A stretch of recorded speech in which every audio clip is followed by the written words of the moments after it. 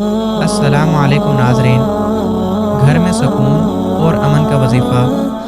جس انسان کے گھر میں ہر دوسرے دن لڑائی جھگڑا رہتا ہو، گھر کا امن و سکون خراب ہو، چاہے اس کی وجہ کوئی بھی ہو، تو اسے چاہیے کہ گھر میں استعمال ہونے والی چینی اور نمک پر سورہ فاتحہ کو، جس کے متعلق نبی صلی اللہ علیہ وسلم نے فرمایا، اللہ تعالیٰ فرماتا ہے جب کوئی انسان سورہ فاتحہ کی تلاوت کرتا ہے تو میں اسے ہر وہ چیز عطا کرتا ہوں جس کی اس نے مجھ سے خواہش کی۔ آپ نے اس سورہ کو 45 مرتبہ پڑھ کر دم کرنا ہے۔ پھر اس چینی اور نمک سے تیار ہونے والی کوئی بھی چیز جب گھر والے کھائیں گے تو انشاءاللہ اس کی برکت سے سب گھر والوں کی آپس میں جو رنجشیں ہوں گی وہ دور ہو جائیں گی اور گھر کا امن و سکون بحال ہو جائے گا انشاءاللہ۔